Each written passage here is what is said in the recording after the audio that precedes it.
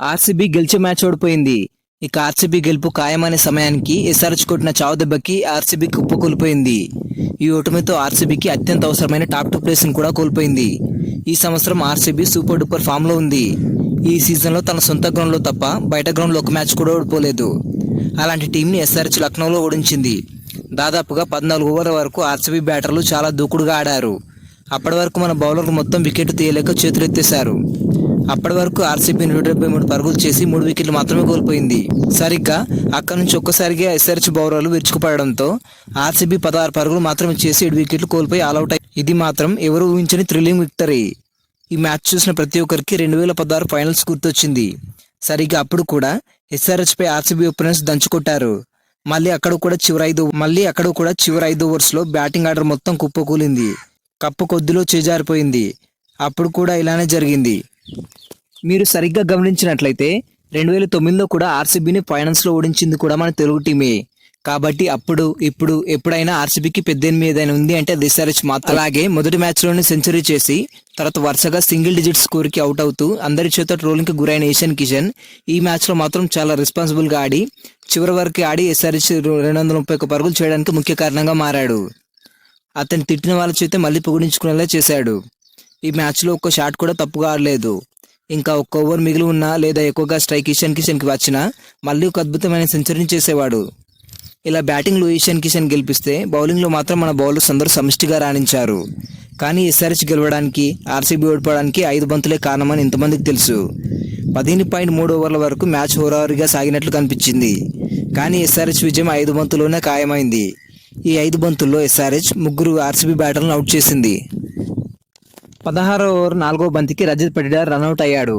ఈశాన్ మలింగ వేసిన డైరెక్ట్ త్రోతో అతను పెవిలియన్కి అదే ఓవర్లో మళ్ళీ చివరి బంతికి విధ్వంసకర batter Romario Shepherd golden duck out అయ్యాడు. అలాగే ఆ తర్వాత ఓవర్ అయిన 17వ ఓవర్ 2వ బంతికి కెప్టెన్ జితేష్ శర్మ కూడా అవుట్ అయ్యాడు. ఈ విధంగా 5 బాల్స్ కీలకంగా మారాయి. ఇలా ఆర్సీబీ 189 పరుగులకి ఆల్అౌట్ అయింది. దీంతో 42 పరుగుల భారీ పరాజయాన్ని మూటగట్టుకుంది. ఈ దెబ్బతో ఆర్సీబీ పాయింట్స్ టేబుల్లో 3వ స్థానానికి పడిపోయింది. ప్రస్తుతం ఆర్సీబీ 13 మ్యాచ్ల్లో 8 విజయాలు, 1 మ్యాచ్ రద్దుతో 17 పాయింట్లతో టేబుల్లో నంబర్ 3లో కొనసాగుతుంది. టాప్ 2కి వెళ్ళడానికి ఆర్సీబీకి ఆశలన్నీ ఎస్ఆర్హెచ్ పైనే ఉండేవి. కానీ ఎస్ఆర్హెచ్ ఇచ్చిన షాక్కి ఆర్సీబీ దిమ్మ తిరిగింది. ఇప్పుడు ఆర్సీబీకి ఒకే ఒక్క మ్యాచ్ మిగిలి ఉంది. లక్నో సూపర్ జైంట్స్తో జరిగే ఈ ఆఖరి మ్యాచ్లో ఆర్సీబీ విజయం సాధించిన టాప్ 2కి వెళ్లే అవకాశాలు చాలా తక్కువగానే ఉన్నాయి. ఇప్పుడు ఆర్సీబీ అదృష్టం అంతా క్వాలిఫై అయిన మిగతా టీమ్స్ పైన ఆధారపడి ఉంది. ప్రజెంట్ సిచ్యువేషన్లో ఆర్సీబీ టాప్ 2లోకి వెళ్ళాలంటే ఎల్ఎస్జీతో జరిగే మ్యాచ్లో భారీ విజయాన్ని అందుకోవాలి. అలాగే అదే సమయంలో ముంబై ఇండియన్స్, పంజాబ్ కింగ్స్ తమ తర్వాతి మ్యాచ్లో ఓడిపోవాల్సి ఉంటుంది. ముఖ్యంగా పంజాబ్ కింగ్స్ తమ చివరి 2 మ్యాచ్లకు 2 ఓడిపోవాలి. అప్పుడే పంజాబ్ 17, ముంబై 16 పాయింట్లకు పరిమితం అవుతాయి. అప్పుడు ఆర్సీబీ 19 పాయింట్లతో టాప్ 2లో నిలుస్తుంది.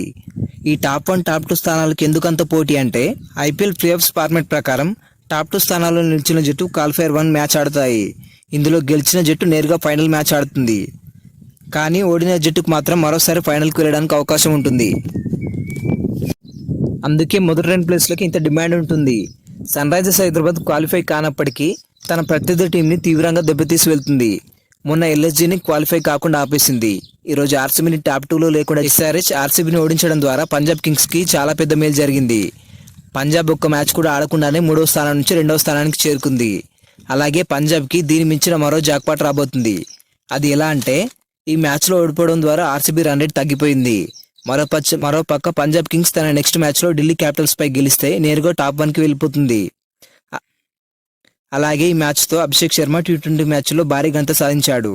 ఆర్సీబీ వర్సెస్ ఎస్ఆర్హెచ్ మ్యాచ్లో అద్భుతంగా ఆడి 17 బంతుల్లో 34 పరుగులు చేసి అవుట్ అయ్యాడు. ఈ రన్స్తో అభిషేక్ శర్మ 4000 పరుగుల మైల్స్టోన్ని అందుకున్నాడు. ఈ దెబ్బతో 4000 పరుగులు చేసిన చిన్న వయసు ఆటగాడిగా నిలిచాడు. అలాగే 4000 పరుగులు చేసిన వీరిలో అత్యధిక స్ట్రైక్ రేట్ ఉన్న ఆటగాళ్ల జాబితాలో అభిషేక్ శర్మ 3వ స్థానంలో ఉన్నాడు.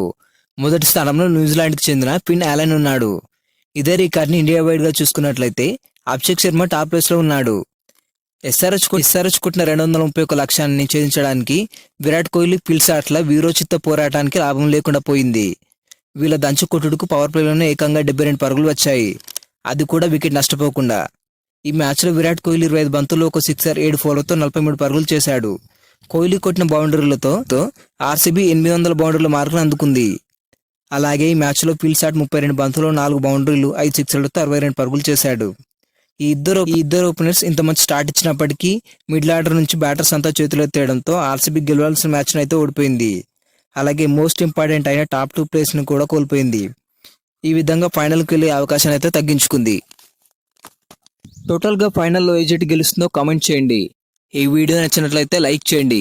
మరిన్ని అప్డేట్స్ కోసం మన ఛానల్ని